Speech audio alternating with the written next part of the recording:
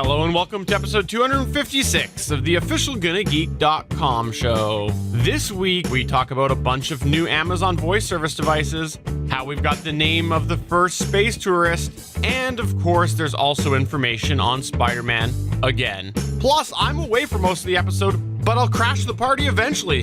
This and more in this week's show. I'm Stargate Pioneer. I'm Haley. And I'm Lauren from Legends of S.H.I.E.L.D., a podcast member of the Gonna Geek Network, just like the one you're listening to now. The opinions expressed are those of each individual. Check out all the other podcasts at GonnaGeekNetwork.com and get ready because geekiness begins in 3, 2, 1. This is the official GonnaGeek.com show. Here we're a bunch of geeks talking about geeky things. Each week we run down the latest news and happenings in the world of geek. These are your hosts for the show, Steven. But what if I'm in the mood for a T-Swift story? Chris. I've heard the X is going to give it to you. And SP. That's how we roll on Gonna Geek on Monday night. We get crazy! Gonna Geek Productions presents the official GonnaGeek.com show.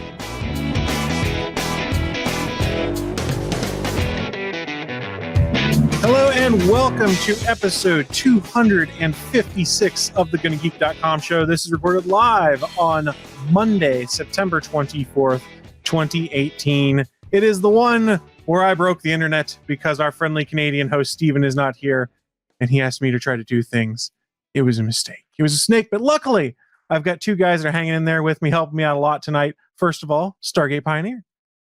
Hey guys, how's it going? You know, Chris, I don't think you broke the internet. I think this was a Canadian attempt to hack American internet and to prove that they are superior in ways of digital communication. So I don't take it bad. It's not your fault.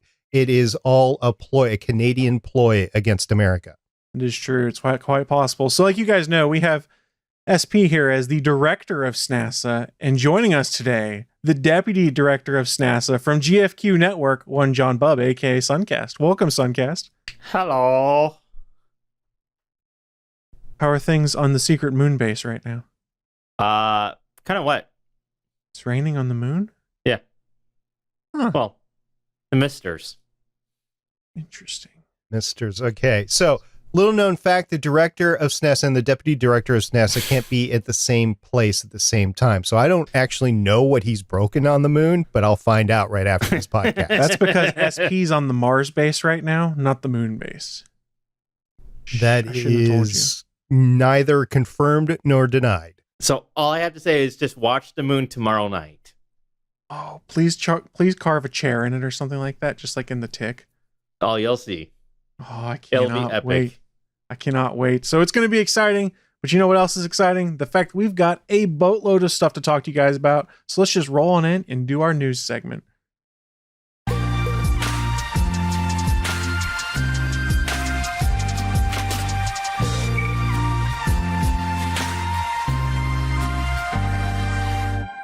So I don't know about you guys. I'm a big fan of Spider-Man. Those of you guys that are watching this video live as we stream on Geeks.live on Monday night, you see there's a Spider-Man hanging off my microphone. There's one on the wall behind me. And then I'm going to do the terrible thing you never should do, pick up my microphone and say, hey, look, there's a giant Spider-Man in the corner of my office space here. So there are Spider-Mans all over here, guys.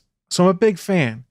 Marvel's Spider-Man came out on the PlayStation 4 about 2-3 weeks ago. I can't remember because I've been playing it so much. And I actually went and bought a PlayStation 4 because my co-host on another show convinced me, you need to do it. I was on the fence. My fiance eventually said, you know, you're just going to play that game a lot and you're going to love it. Just go and buy one. So I did. And I wasn't the only person to do that because officially now, Spider-Man PS4 has overtaken God of War to be the fastest selling first-party game on PlayStation ever. It sold 3.3 million copies in its first 3 days in comparison to God of War, which did a measly 3.1 million copies of a game in 3 days, which then beat the previous record holder of Naughty Dog's Uncharted 4 with 2.7 million. All I'm going to tell you here, guys, is evidently people want this game. I wanted it. Other people wanted it. But the big thing and the big reason I bring this up is, hey, it kind of goes to show this whole thing of games as services and online only. You don't have to do that to be successful. Marvel Spider-Man, it's a sandbox game. It's open world sandbox. You don't play with other people. It's fully single player. And in 3 days, they sold 3.3 million copies of a game. So maybe this is a note that some game developers can look at and say, hey, we don't have to do online only games. We can just make a good single player game. I don't know. What do you guys think? Am I onto something here, or am I just smoking something? So can I be a bit of a devil's advocate here? Please. And just for the sheer fact that, okay, so this is an exclusive game, exclusive to the PS4, correct? You are correct, sir. So then, to me, that says that, well, people are going to look at the success of this and say, oh, well, exclusive is awesome. I'm going to start making all our games exclusive to one console. There is an idea to that thought. The other thing to consider, though, is if you can sell 3.3 million copies on a PlayStation, if I also sell it on the Xbox, why can't I double that number? Right. So, Chris, what were the PlayStation 4 Battlefront 2 numbers? Do you know if is it anywhere close to this? In the first 3 days, I have no idea what those would be, but there was a lot of consumer backlash against Battlefront 2, so I would wager they're not this high. Because remember the whole microtransaction controversy we talked about probably, 6-9 months ago on here? Yeah, so I will say that there's a lot of people out there with PS4s and we're in desperate need of a new game, and that's probably why this happened.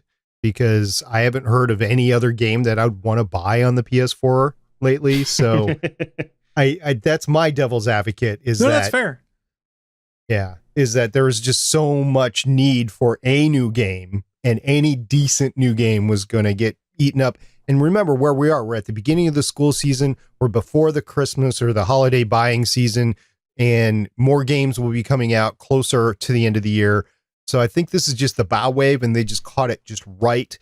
Besides, it is Spider-Man, who is the number one selling comic book figure of all time. It's we ran this story on Get a Geek a few years ago. It leapfrogged Batman a couple years ago. So there is interest in the character. So if you combine the interest in the character with a game system that was in need of a new game, and then just right time of the year, I think, yeah, sure. I buy why this was 3.3 million. I bought the game for Sandrock to play, as he talked about last week. Right.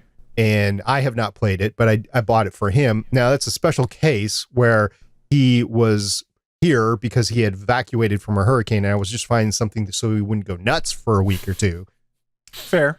Otherwise I wouldn't have bought it.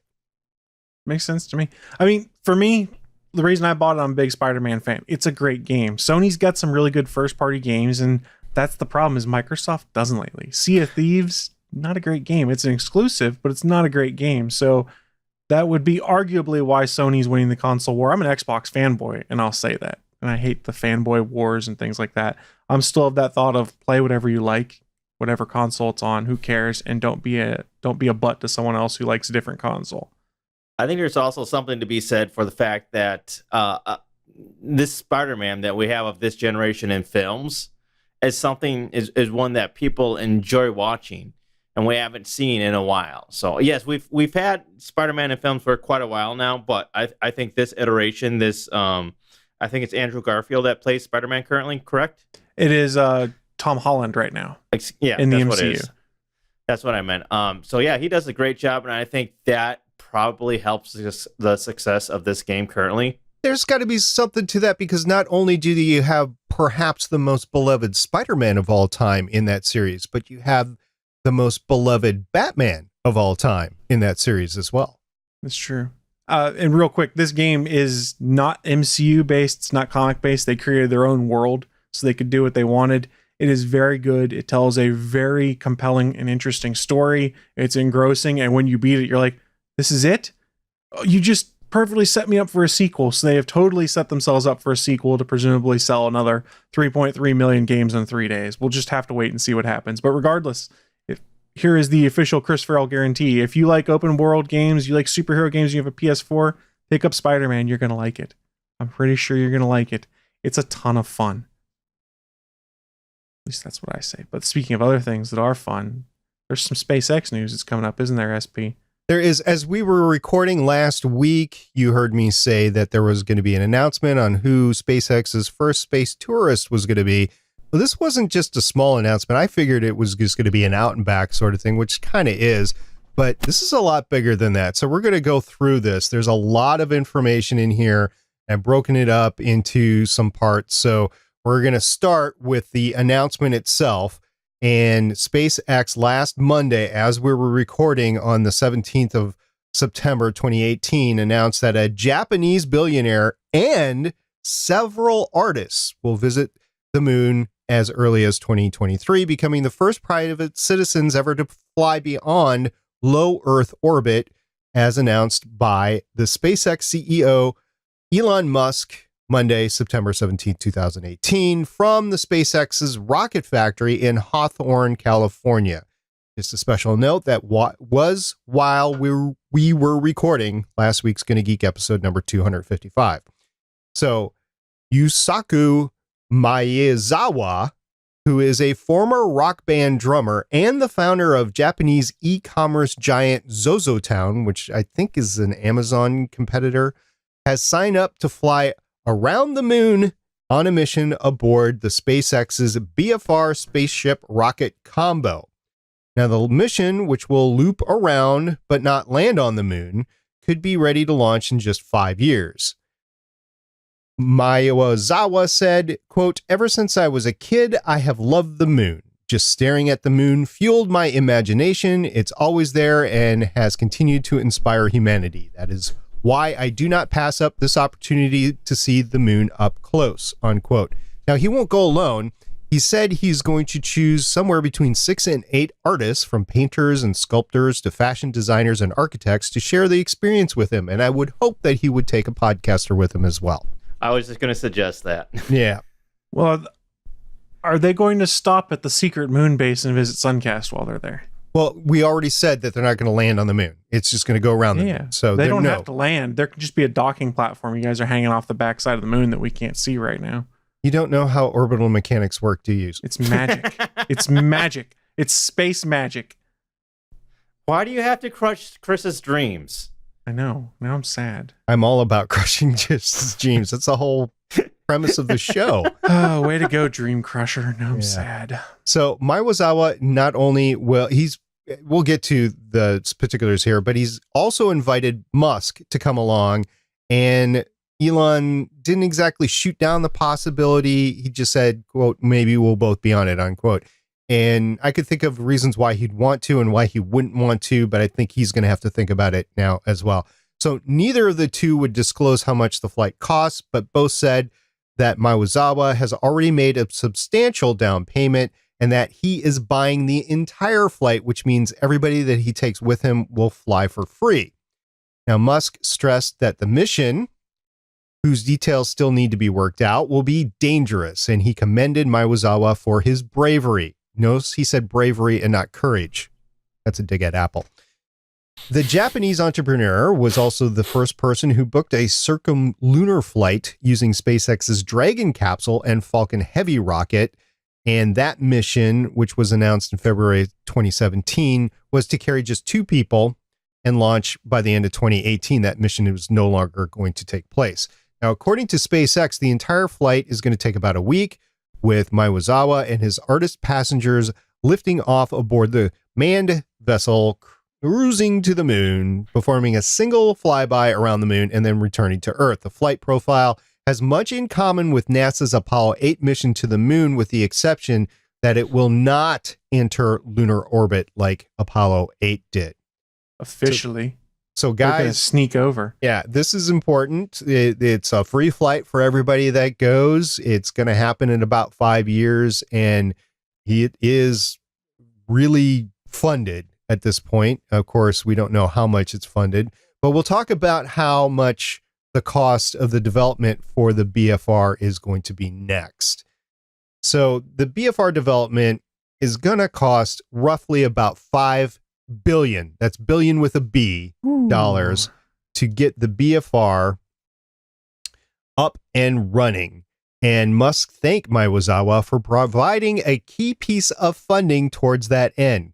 Key piece. What is a key piece of $5 billion? Is it like 100 million to start? Is it $1 billion? Is it like $2.5 billion? No idea. Musk also provided an update about the BFR design during the announcement.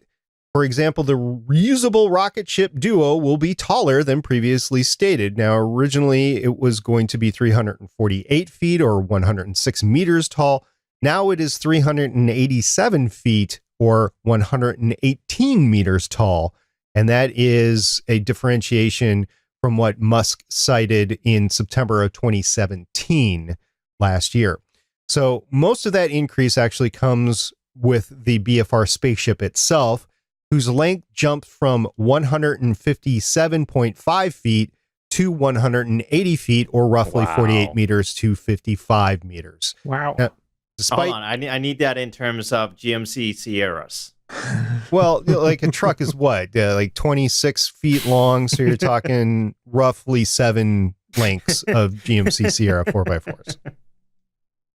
So despite the growth of the BFR spaceship, it's still smaller than it was when it was originally known as the Interplanetary Transport System, or ITS.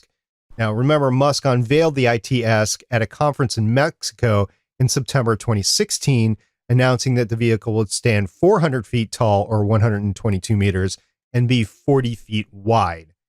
So it has gone through some changes. However, Musk stated that, "I feel like this is the final iteration in terms of broad architectural decisions for BFR BFS." Now, BFS is now stating Big Falcon Spaceship. That's what they're calling it, BFS.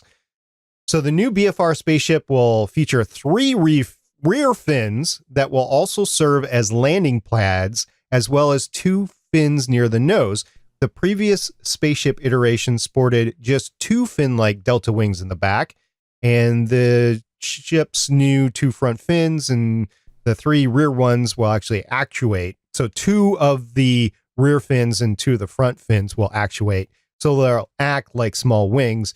The 3rd rear one really isn't a fin at all. It's just a landing leg dressed up as a fin for symmetry purposes, but I have no doubt that at certain speeds it's going to act aerodynamically. So here's the thing, guys. The BFR spaceship, or the BFS, can fit about 100 people. Wow. But the quote-unquote Dear Moon trip, that's what they're calling this now, Dear Moon. The Dear Moon trip will carry just a skeleton crew to accommodate extra fuel, food, water, and spare parts as a precaution in case something goes wrong. Apollo 13, anyone? Yeah. So the 2023 launch date is not yet set in stone. SpaceX aims to perform short hopper tests next year and high-altitude, high-velocity flights in 2020. If those tests go well, the first flight to Earth orbit could occur 2 to 3 years from now, and SpaceX will perform a number of unmanned test flights before putting Maewaza and the Artemis on board. So, guys, this is the bottom line here. NASA is also aiming to launch astronauts around the moon at about the same time, and the space agency's Exploration Mission 2, we talked about that capsule a few weeks ago on this show. The first crewed test flight, or first manned test flight, of its Orion capsule and the Space Launch System rocket is currently scheduled to lift off on a 3-week 3-week around the moon mission in 2023. So, guys, this is a new space race. It's Boeing versus SpaceX. Who can get around the moon first? This is going to be fun. You know who the official judge is in this race, right? It's Suncast, as he sits on the moon and watches them fly by.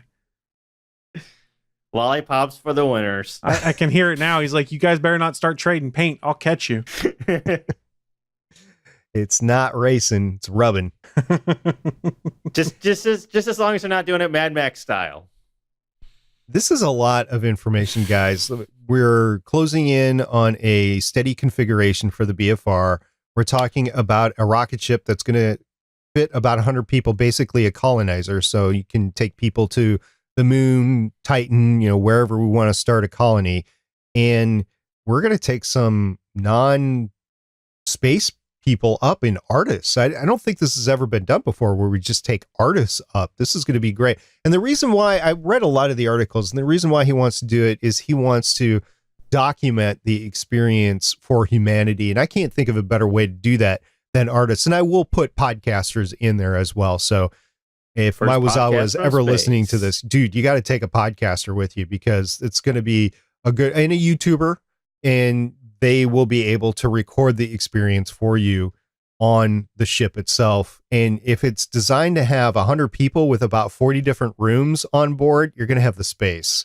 I mean, think of the podcast studio that you can have on board this thing. It's true. Didn't Elon Musk say they planned on like live streaming the whole trip on there, like everything outside and doing like the 360-degree viewing, so you can wear like a VR headset to be able to see around in space where the ship is? Probably. And the other thing is we've done Big Brother. That's easy. So I can't think of a better way to do Big Brother than, Big Brother in space. Yeah, then you just get Rosalind yelling, "Flush him out the airlock" when you get voted out. Would Julie Chen have to make the trip? Well, maybe. Who knows? I kind of want Mary McDonald to go up as Laura Rosalind to talk about airlocking people. That would be fun. Fun indeed. So how does this necessarily compare to like the Gemini and Apollo development? So the BFR rocket itself is going to be just a little bit more powerful, but the Saturn V was pretty powerful itself. If you take a look at how much money it cost for the development of the Saturn V and the Apollo mission, I believe it was somewhere in the $2.5 to $3 billion range. So this is going to be more, but you're talking about a much bigger ship. Sure. That you're taking up, and you're also talking about digitizing everything. So back in the day, you were able to just bend metal and create parts, and there you go. Now we have computer integrated systems, and you have more advanced safety features that are on board. So and this is meant to come back and land on the Earth. It's going to come down like a skydiver. It's not going to come down like the space shuttle and fly. It's going to drop more like a skydiver until the very end, and then it'll gain some actual ability to control itself in the air using the fins as it slows down. But then it's going to fire the rockets and it's going to land on the Earth, just like you would see on the recovery ships right now with the Falcon rockets. So I think this is leaps and bounds above what the Apollo did, and I can see a 100% increase in funding for it, but that's just my 2 cents. I think it'll be absolutely astounding to actually witness this in person. Like what you're talking about, witnessing the launch or the recovery in person, or just watching it on TV in person? Just watching it unfold, having it take off and then land and just all that stuff. Because I mean, I'm just thinking about this in the way of, okay, well, we actually now have ships where they can come up, they can go up, land, come back, take passengers. We actually have our first passenger spaceship. Yeah, this will be the first passenger spaceship. You're absolutely right. And the other thing about this, which was stated in a lot of the other articles I read, is that there is going to be no skilled pilots on board, no skilled astronauts. So that's one of the reasons why they're not landing on the moon, among many other reasons. But they won't have the skill to actually do it. They're just going out and back. It's almost a free return trajectory. They will have to fire the rockets as they get on the other side of the moon to course correct back towards the Earth. But other than that, it's a pretty simple trajectory. And that was my other question, which is like, what skill set is necessary for the people that are on board? Is it just going to be these 8 passengers? Is it going to be somebody that has some sort of knowledge of how the spaceship works on with them, or whatnot? I mean, I'm assuming it's not going to be like, you go on a cruise ship and you do your little drill here and there, and then you just have a fun time for the rest of the week. That's a good question. I don't know how much training they're actually going to have to get. I think that's still up in the air. I think the intent right now, though, is just to send people. I mean, this is why Elon is doing the Tesla self-driving car, is because he's going to take that autopilot and he's going to put it in the BFS. That was a joke, by the way. Anything to make it work better, right? We're going to automate everything. They're going to find the roadster he launched into space, and they're going to put the autopilot on it too, even though it's going to be destroyed into many pieces and irradiated. So even though it's cross company and there's a clear competitor, do you think that Amazon in the future is going to make some sort of personal assistant AI to put into the BFS? I'm sure they're going to try. And we already know that they're building a lot of other new stuff right now. And before I toss to Suncast, tell you guys about that, here's a friendly reminder. Mute your Amazon Voice Services devices just in case we screw up here. But Suncast, what's the way of the future for Amazon other than, putting devices in space on Elon Musk spaceships? So they announced a slew of devices on Friday. Let me see if I can't find my link here real quick that says everything. So they announced updates for pretty much every Amazon Echo device that's out there, along with several new devices. So I'll run through some of the stuff that we already know and have, is such as the Echo Show. They have a second generation now. It comes in charcoal and sandstone. It's got a 10.1-inch screen on it. It arrives on October 11th, and that can be had for $229.99. We also have the Echo Plus second generation for $150, also coming on October 11th. The Echo Dot, a third generation, for $50. Now, this is actually a little bit of a redesign. It has softer edges, and it looks a little bit more like a Google Home device now with the way it's designed and the way it looks. It's got like a cloth outer lining, and it's still like a hockey puck, but it's got a lot softer edges on it. And now we get to some of the cool stuff that they've announced that's brand new. They have a new Echo Sub, which is great for audiophiles that want to add like some sort of subwoofer to their existing devices for playing back audio. They also have a new amp. Let me see what it's called. It's called the Echo Link and the Echo Link Amp, which is for adding Alexa to your existing hi-fi home stereo system, which is pretty cool. That's, I believe, not available yet, but you can get an email notification for it. They also have a new one called the Echo Input, which is very similar to an Echo Dot, but it doesn't have the built-in speaker, which makes it a cheaper option, a budget option at $34.99, which is really cool. It's a really easy way to get in and started with Amazon Echo. But they also have some weirder stuff out there. They have a Echo Wall Clock, which has some Alexa integration, but it isn't an Echo device itself. It just connects to your home Alexa smart system that you have. And then they also have a new microwave, which is really weird. They have an Amazon Basics microwave with Alexa, and it's only $60. And again, this is something similar to the clock where it doesn't have Alexa built into it. And I know I'm saying that a lot, but we warned you to mute your devices. Exactly. You've been warned. Yes. And it just connects. It has APIs now in the Echo system, and it basically just connects. So you have to have other devices in your home for connecting with your microwave and your clock. So if you already have an Echo Dot or an Echo Show, this works in conjunction with your microwave. So those are the two weird ones that they have. And some of the newer stuff that they have that I think is pretty cool is they have a new Amazon Smart Plug for $24.99. And it's built in such a way that you can actually stack these into an outlet. So you can actually have two plugged into the same outlet. That's nice. That's the toughest thing with all these smart home things is these giant bricks of plugs. We're like, oh yeah, here's this giant brick, but you can't fit it with anything else. So you lose the other plug. Right. That's smart engineering. Right. So I think that's going to be fun because a lot of people are looking for ways to connect other appliances and other devices to a smart home type of system like the Amazon Echo. And then I think the coolest thing that they announced was the Fire TV Recast, which is an over-the-air DVR. It has two models, a 500 gigabyte model for $230 and a 1 terabyte model for $280. So it has two tuners for the 500 gigabyte model and 4 tuners with the 1 terabyte model. And this is pretty cool. All you have to do is connect it to your home network, either Wi-Fi or with a cable, and then plug a over-the-air antenna into it, and you can record and stream live TV to any Fire TV device, iOS device, or Android device. So I want to know what you guys think about all these new products, especially some of the weirder ones, such as the microwave and the clock. So I see some uses for the clock based off what I read of it, which was you could push timers and stuff to it. So like if you keep the problem that you have with all these devices, the timers aren't synced between them. So like in my case, if I set a timer in the kitchen, I don't know what the time is remaining on it because I can't ask the Alexa device that's sitting next to me in the living room.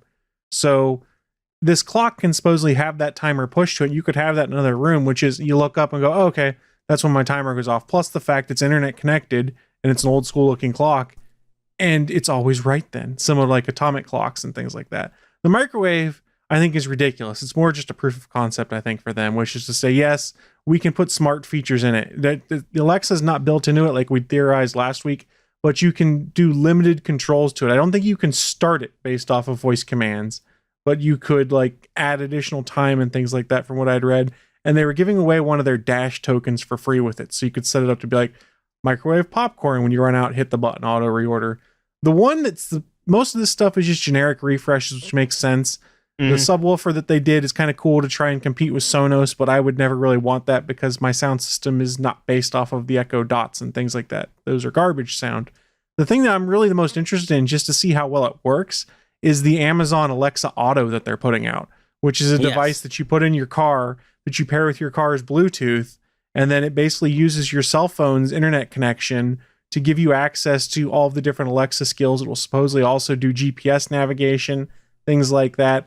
It's $50, I think is what they said, but if you sign up now to get on the wait list to potentially get one when they come out, they'll be $25. So I said for $25, if I can get one, I might give it a try just to see how it works. But I believe it just uses Bluetooth to connect to your phone's internet versus doing like a Wi-Fi hotspot that a lot of people are doing now to put an Echo Dot in their car. So that's the one I'm the most interested in just because I'm curious. I see in the chat room, Dane says he wants Alexa to change channels on the TV. If you have the Echo, what is it, the Cube that they put out? The Fire TV Cube, I think it is. That one will do it because it has an IR blaster in it. And you can also do something similar to, I believe, SP, you've done this. You've set up a Logitech Harmony Hub. Yep. Myself, I've done it. Steven's done it. And you can control that with both Google and Amazon. So I can tell Alexa, I say, Alexa, tell Harmony to turn up the volume. Or Alexa, turn on sports. And she changes the volume, changes the channel, stuff like that. So there are ways to do it that aren't necessarily fully baked in, but the Fire TV Cube, I think, allows that to happen. I didn't buy one because I don't need more devices. I have an addiction. I'm trying to control it. I'm trying not to buy all the devices. But for me, it's the Auto one that's most interesting. SP, out of all of these new Amazon devices we're getting, what sticks out as the most interesting to you? Well, the interesting one, obviously, is the Auto. Matter of fact, I was in the car the other day, and I wanted to ask the A-word what the weather is going to be. And I just, oh, dang it, I'm in the car. So I clearly have bought into just being able to ask the A-word questions, and I would like answers to those questions. So I'm wondering, though, is it going to be integrated into your house? Like, could you change like the thermostat temperature, and could you change TV channels if you're not in the house Wi-Fi? So my understanding is it's based off of your account, not the internet settings that you're connected to. So as long as you have connection to the internet in some way, you could say any command that works in your house and it would work from Amazon Auto. So in my case, I could be coming home from work and I could say, hey, A-word, set the thermostat to 73 degrees. And instead of having to use the Nest app or anything like that, it would use that voice connection to update the thermostat settings in my house. So that's my understanding of how that's going to work based off of how people have kind of jury-rigged putting Echo Dots in their car right now.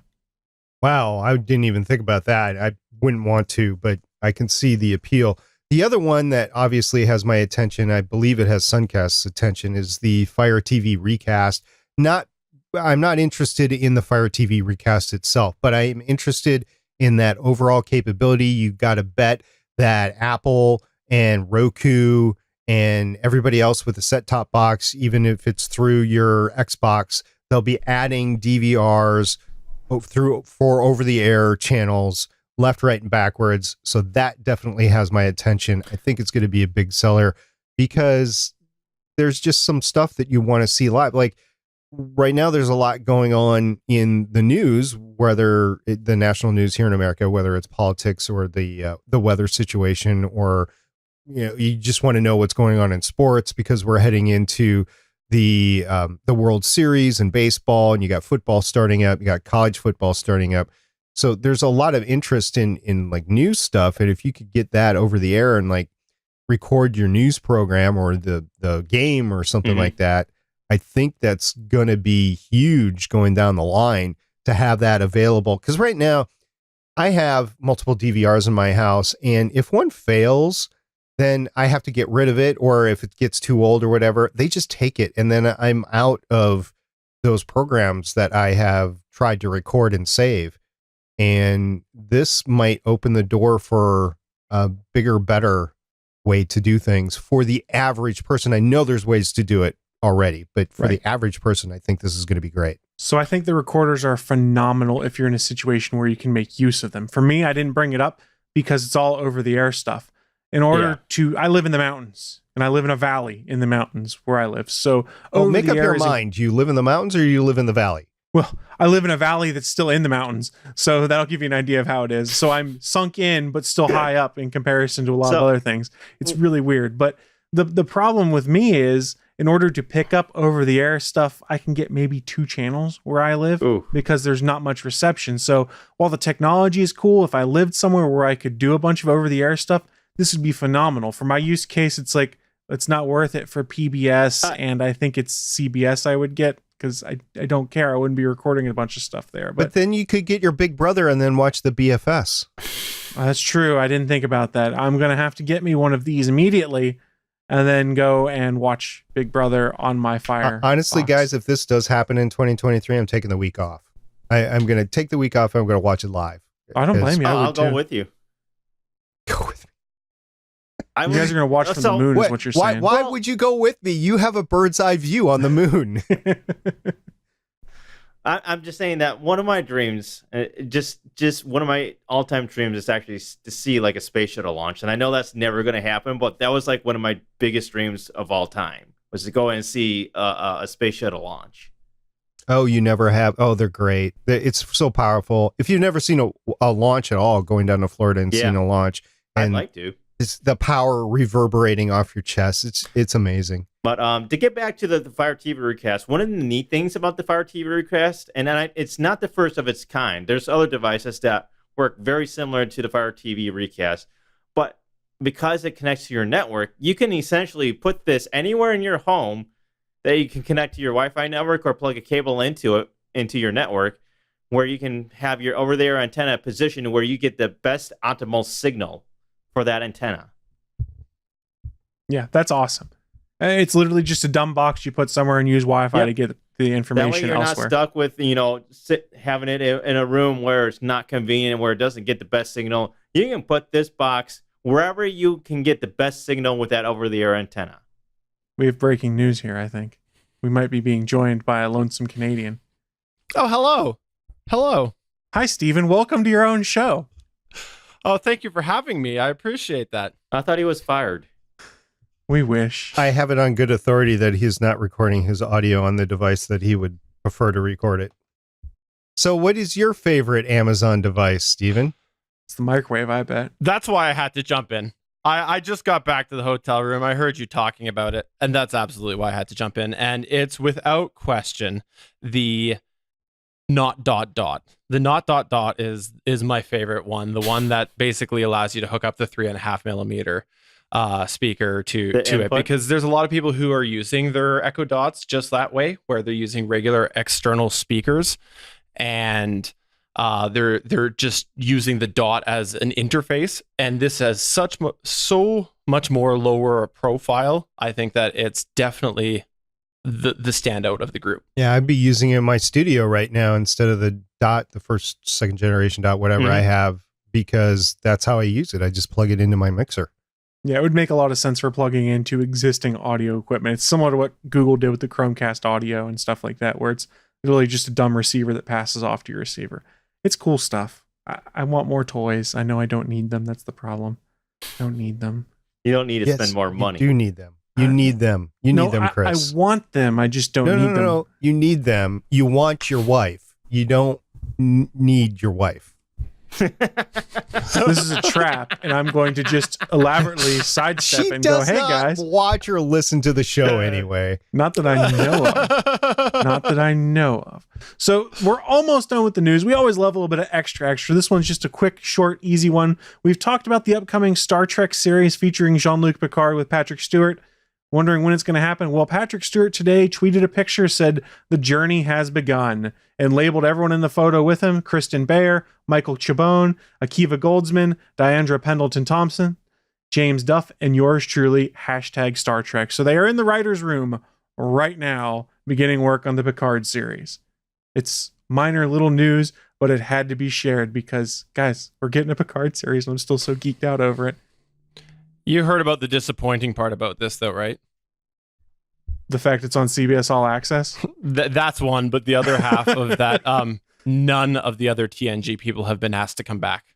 So far. They're in the writer's room right now. They haven't made any plans for who's going to come on yet. Listen, they can still get Jonathan Frakes to direct it, so. He already retweeted it and said, I can't remember what the comment was he put on it, but it was not anything inflammatory. It was, I don't remember. It's the internet. I forget things. They're fleeting. Much like Steven's hairline. Hey now. He can be part of the Bald Brotherhood, too. I'm so sad. That was the one thing in life that I had.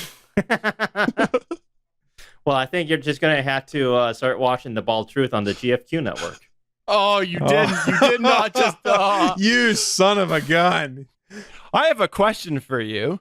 If I was going to get hair plugs, how much would that cost? And please equate that in GMC Sierras. Question was not for me, Suncast. That was for you. Oh, I know it was for me. I just don't know how to equate it to GMC Sierras. You're fired. It's a long trip back from the moon. You better start hitchhiking now. Well, crap. Have I'm to going to wait have to till get a guide to the 2023. galaxy. I think so. But hey, guys, we wrapped up the news, which means we need to go in depth on something. So let's prepare ourselves.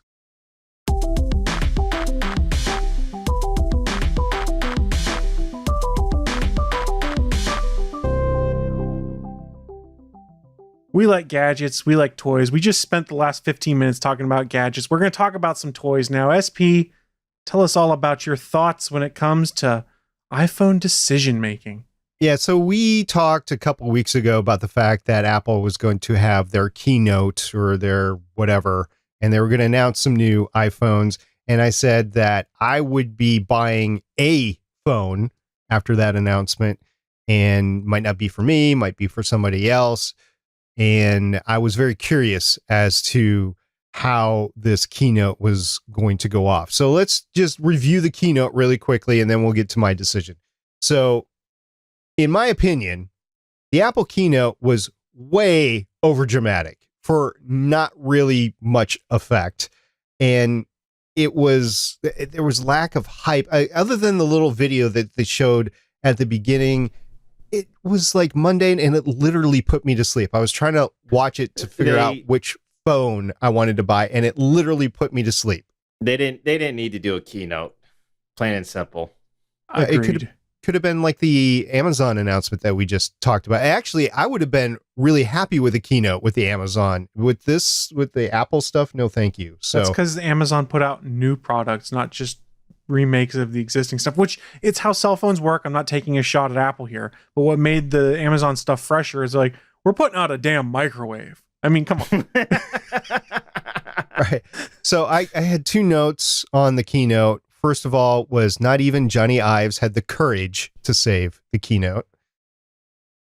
It's a callback to the 3.5 millimeter jack. There. Yeah. And Johnny Ives, by the way, is the general designer for the iPhones or something like that. And I simply had higher expectations for the keynote than what it was. I will not be watching another Apple keynote ever again. I'll just read the articles afterwards because I wasted 2.5 hours of my time for not getting any information that I could have gotten from the articles that came out. They didn't already know 2 days prior. Yeah, well, that's true. There was no surprises with this. That was all out in the open. Okay, so what did they announce? They announced the iPhone XS. And that's how it's pronounced, 10S. It's XS, but 10S. The iPhone XS Max, the iPhone XR or 10R, and the Apple Watch 4. Those are the main things that came out. Now, they are keeping the iPhone 8 and 8 Plus in the lineup, but they are ditching the iPhone X or 10, and they are also, I believe, ditching the 7.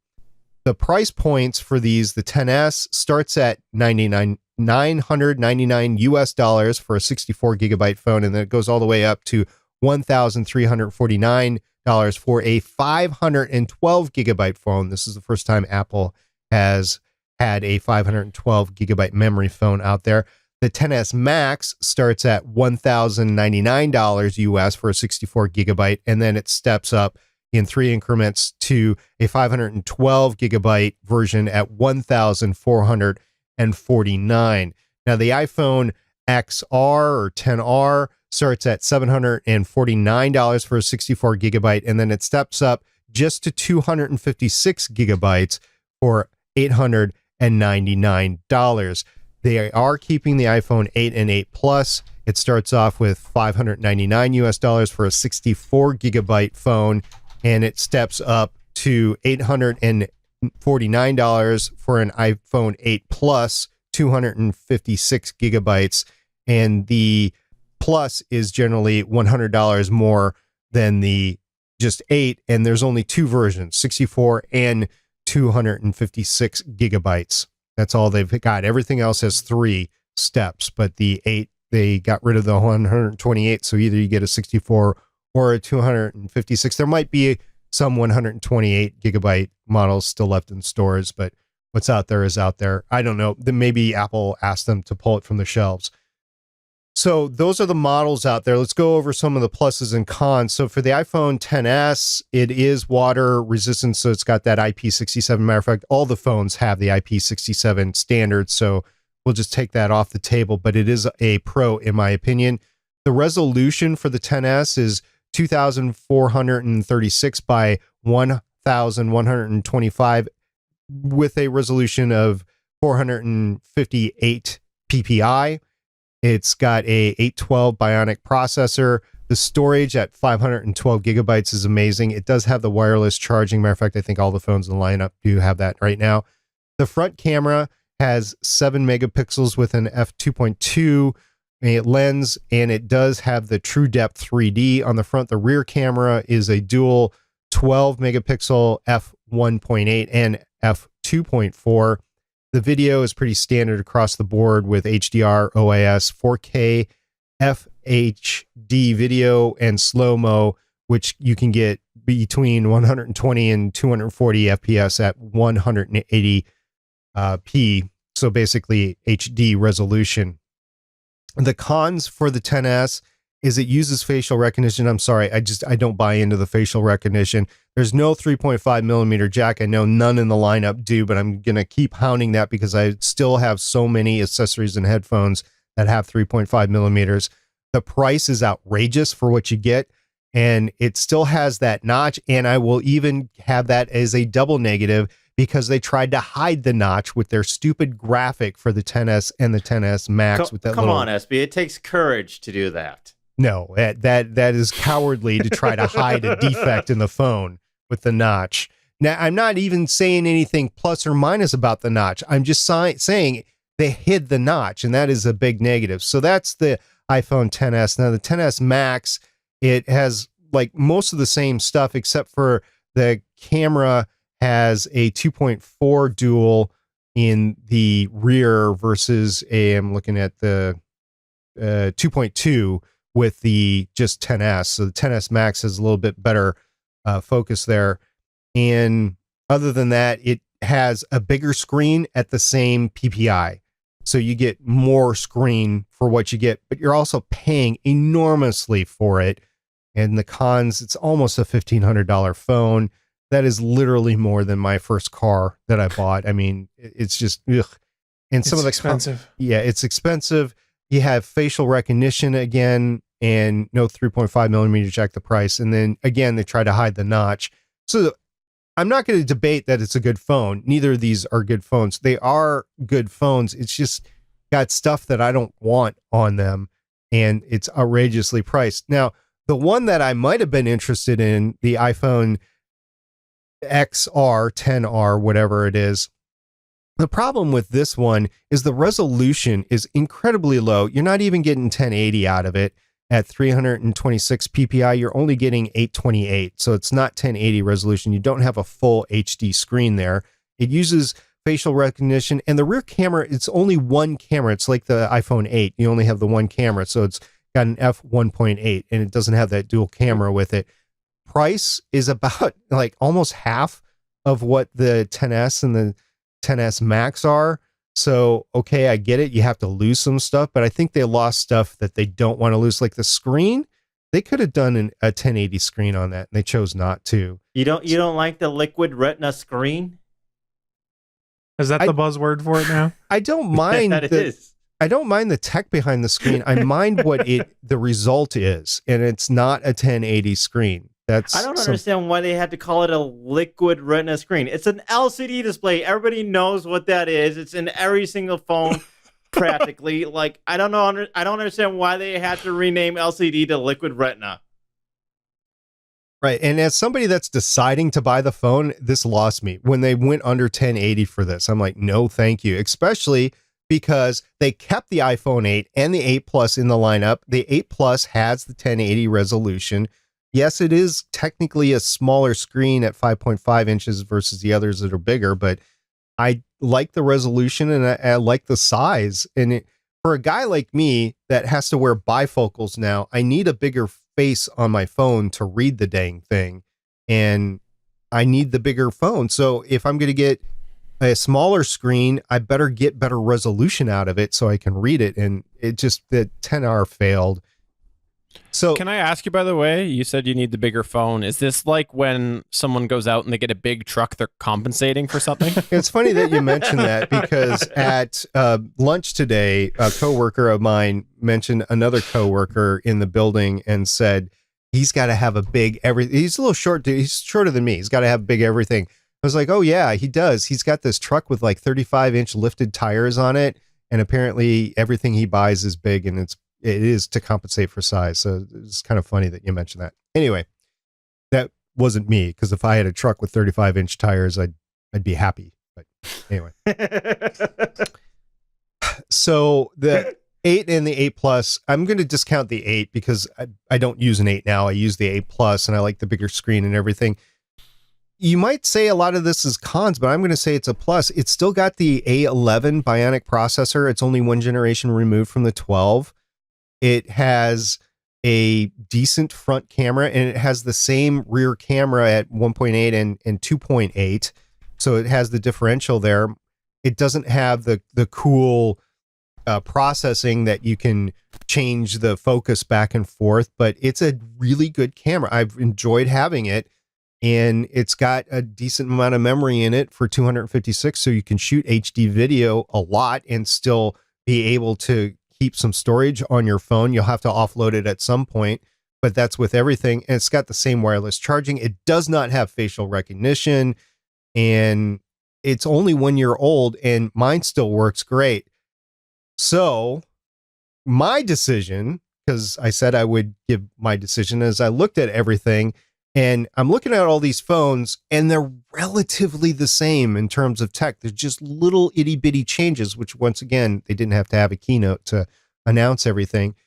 So with all things being relatively close, I'm all in on prioritizing cost and the screen, which then gets me to the iPhone 8 Plus, the same as last year, decent size, almost half the cost of the 10s Max, which would be the one that I would buy instead of this. And it's got 1080 resolution. It might not have as good a resolution as the 10s, but it's good. And I'm thinking for the price, yeah, if I'm going to buy an Apple, this is the phone I'm going to buy. So that was my decision. I went into the meeting of the people involved and said, yep, iPhone 8 Plus, that's what I would buy. Guess what, guys? That was not the choice. I'm shocked and appalled. But I will caveat it with, I'm not buying it. So if I'm not buying it, then, you know, who cares, right? So the one that was chosen, it will not be my phone. It is the 10s Max, 512 gigabytes. It is 1 day out from coming. I wish I had it in my hand right now, but it's 1 day off. It's the rationale was because the person buying this phone plans to have the phone for 4 years. And the person wanted to have the best tech today so it would last for 4 years. Person wanted to have it because there's some events coming up that they wanted to have a really good camera, and this individual does not take I'm intentionally not saying who it is in the house, because there's 5 of us that use smartphones in the house. All 5 of us are capable of buying our own phones on the payment plans. So There was a need for the good camera. There was a need for screen size, thus the Max versus the regular one. It's not my wallet. So, yep, it's coming tomorrow, an iPhone XS Max. The important thing is it's not your wallet. That's what I took away from all of that is SP's like, I don't have to pay for it. You can get what you want. I'm sticking with my iPhone 8 Plus.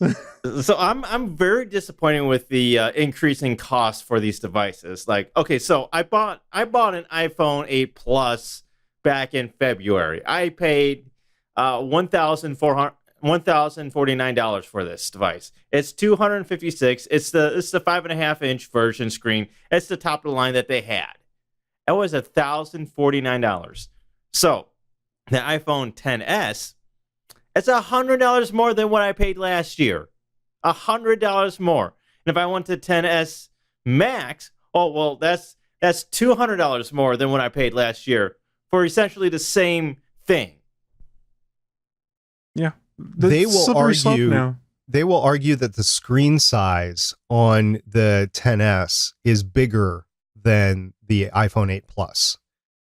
It might be a little bit taller, but on the 10, I felt like when I looked at the device, I felt like it was smaller than the 8 Plus. Yeah, I compared them in the store. I'm with you on that. But that's what they're going to argue is the screen size is bigger. But I don't think it is.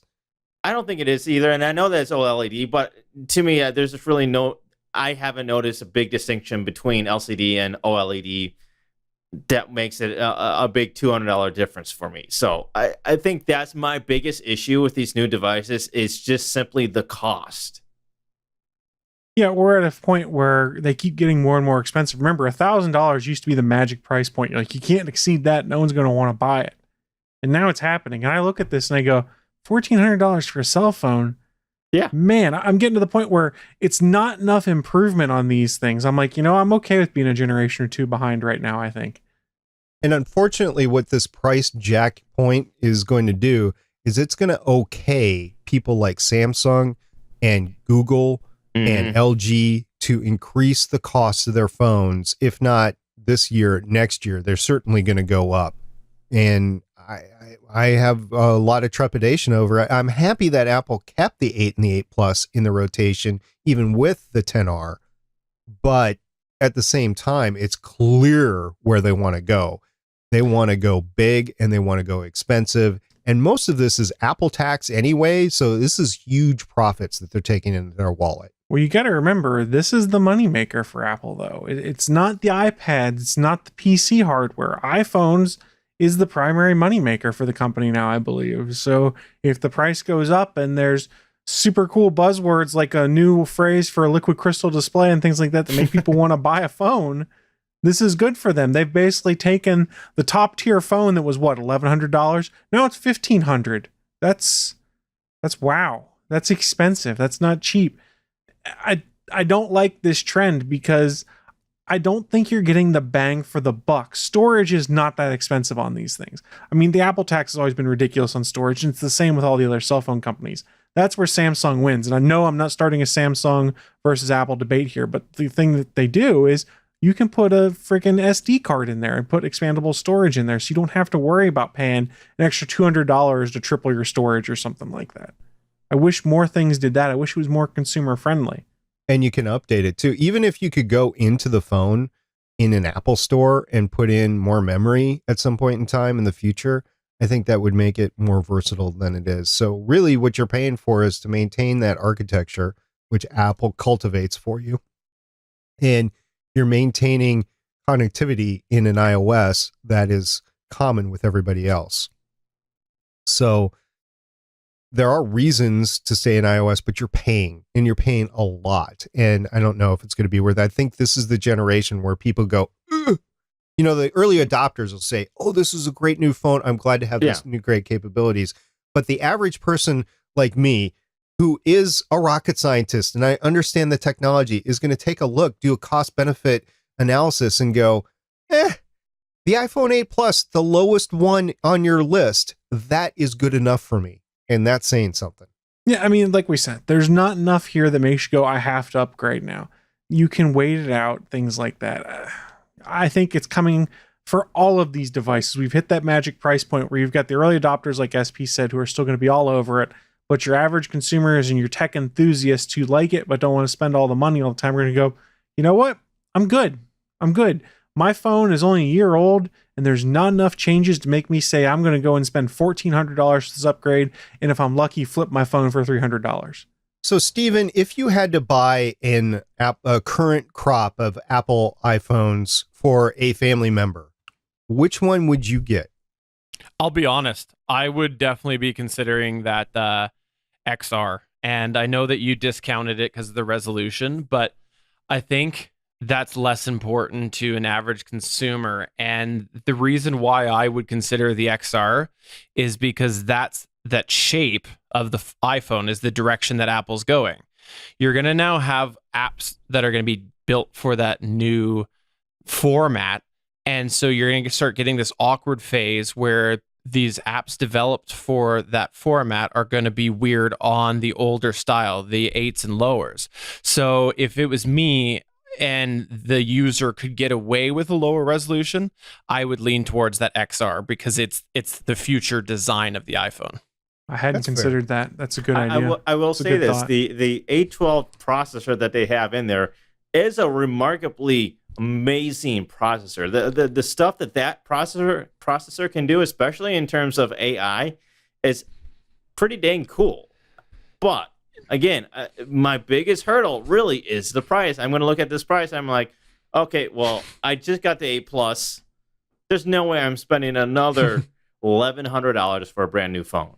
A year ago, Suncast, you would have been saying the same thing about the A11 processor. Maybe not the machine learning or the artificial intelligence components of it, but you would have been saying the same thing. It's an amazing processor. It's only a year old. Yeah. It's not that bad. And you're right. The A12 is a great processor, but in a year, it's going to be even cheaper. So I personally just think that the price point is changing for all phones. And I think you're going to see this shift that everybody's talking about. I think that a lot of people are focused on the current modern, the S line on the Galaxy, the Pixel line on the Google and whatnot. But I think there's this sort of year-old tech line that a lot of companies have that might start to get a little bit of a bump because people can't afford these expensive phones. So you might see that those manufacturers, or even like the A line with Samsung, they might just start picking up even more because people are just willing to concede some features for the price point alone. So Chris, are you in an all Android household? Yes. Okay. Well, no, because I have an iPad. Well, that's the only iOS device we have. There's no smartphones that are active. No smartphones that are iOS. Okay. So now this is actually very interesting because Apple is now selling 7 different models of iPhone. And how many tiers of them then? Does that include all the storage options when you break it out that way? No, it's more than that. Because it's 3 options for all the phones except for the 8 and 8 Plus. So we're talking 19 different ones, different SKUs potentially, then all the different colors on top of it too, because there's multiple colors for all of them. I didn't even go into the colors. The 10R has the color, the palette of colors or whatever. The rest are basically 4 different colors. You got the space gray, silver, gold, or maybe that's just it. Space gray, gold, and silver. I don't know. It doesn't really matter. We all put our phones in cases anyway, so you can see about your thumbnail size of your case or your phone cover. That's good. So we do that, but with these new phones that are going bevel to bevel with the screen, there's an increasing marketing of cases that will show off while protect more of the actual design from the rear and not necessarily the sides, but the rear. There's an increase in bumper style cases. Yeah, and also, by the way, you would think that would happen a lot because when you're playing doubles, you generally have one person in front of the back, so one person is looking at the rear when you're playing tennis. Oh, sorry. We went there. It's going to happen sooner or later. I think we have learned a lot. If you have questions on what kind of iPhone you should get, you should reach out to Stargate Pioneer on Twitter. He can be your expert. Well, he and Suncast, because they both looked at iPhone 8s. They've both followed along with what's going on. Steven and I don't know crap all about iPhones. I didn't even follow any of the press event. What I learned was what Suncast shared in our Google Hangouts chat when he was talking about things. And I went, oh yeah, there was a keynote today. That's all I learned about. So I want to say something about that keynote, by the way, that I forgot about it. Suncast messaged, and it is very obvious to me how compartmentalized those sections are within the keynotes, because there were some people that were really engaging, and there was others where it was just super dry. Like there was no flow to their keynotes at all anymore. It's horrible. You mean like the game demos and the environmental section that they spent like 10 minutes on? See, I didn't even watch any of it, so all I know is people talking about how long some of these sections were. Oh God, you need to watch this just to see how bad it. But you know what? Yeah. This was kind of freeing because this is one of the first times there was a keynote or something, and after the fact, I didn't go home and read like the Cliff Notes versions of the keynote or like the 5-minute YouTube version where they condense things down. I was like, I don't care. There's not enough here that makes me go, oh, I've got to get this. I saw a couple highlights and went, okay, that's interesting, and I was done with it. So I don't know if this means I'm losing my love of technology or if I'm just worn out over pointless keynotes.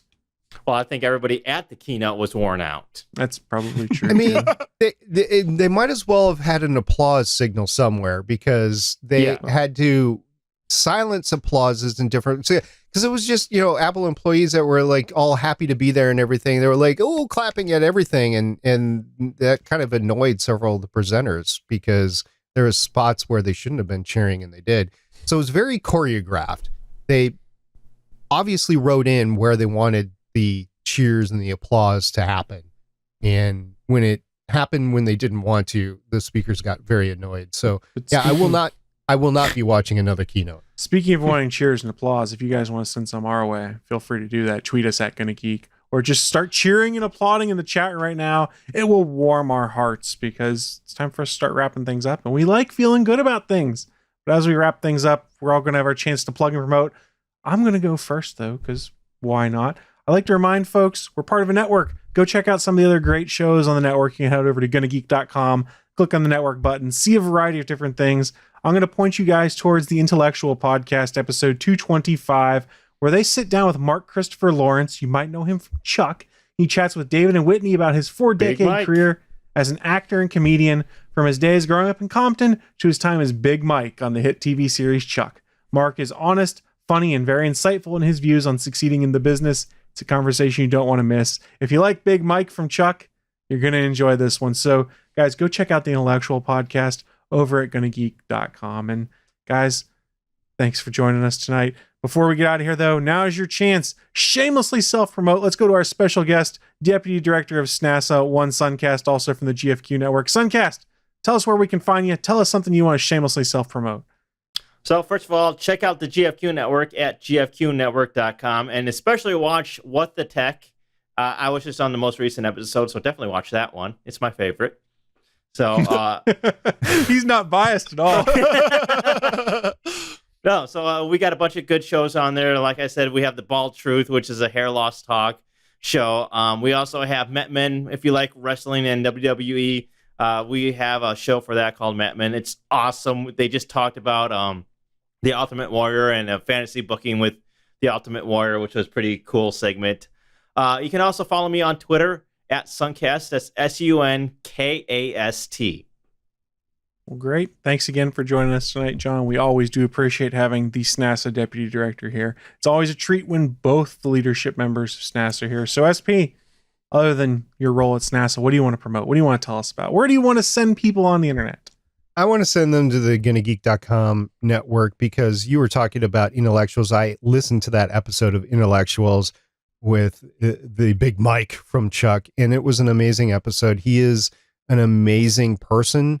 And it's awesome to have the intellectuals on the network, because they're creators, they're actual movie directors and actors. And it's great to have them on the network to connect with other people like Big Mike. So that's awesome. We also are international. We've got the Game Life Balance Australia. We have the On the Bubble podcast, and On the Bubble just did a flash forward episode. and that's awesome to have. And Dad.io, there's another new podcast on the network. I would heartily recommend checking them out, and all the podcasts on the network. I don't want to name them all right now, but we will get around to them in the coming weeks. And just want to say thank you. We're on an amazing network, and might actually have an announcement. I'll tease an announcement that we might have for next week. So we'll just hold off on that. Well, thank you, SP. And Steven, what do you want to promote on your own show that I took over from you this week? Well, I want to actually not promote something on the network, and I want to specifically promote 5 minutes of episode 413 of What the Tech. Listen to the first 5 minutes of it. That's all that I want. No, joking aside, by the way, go listen to that and you'll know why I said that. I want to actually say thank you to all three of you. I had to travel last minute a day earlier, so I was not supposed to be here tonight, as I'm sure they said at the top of the show. I just happened to get in here at the right time because of some lateness and whatnot. And I want to thank all three of you for stepping up to help keep the show going. I sincerely appreciate it. And you should pat each other on the back. Don't pat yourself. Pat each other on the back, and you deserve the kudos. I don't know that I want to do that. I'm patting Steven on the back right now. But seriously, thank you very much. I really appreciate that. And thanks for letting me crash a party, of course. Well, anytime. And thanks for trusting us with running it. We didn't run it into the ground, I promise. We just had a lot of technical issues because the internet hates me. That's fair. It really does. But guys, all that being said, it is time for us to start getting out of here. I'm Chris Farrell saying, don't fight the internet. Let it fight you. I don't know. I got nothing up. SP, what do you got? And I'm SP saying I can't wait to watch the BFR launch in 2023. And I'm Suncast. Elon Musk, start your engine. And I'm Stephen John Drew saying, hey, I'm not first this time. Woo! See you guys next week. Bye. Bye.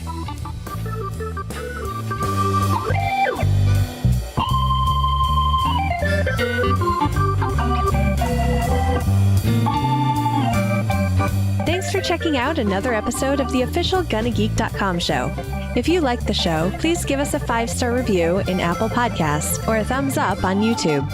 You can always join us for our live recording sessions, which stream Mondays at 8:45 p.m. Eastern at www.geeks.live.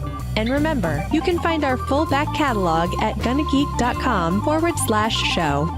If you're itching for more geeky content, check out other shows on GonnaGeekNetwork.com.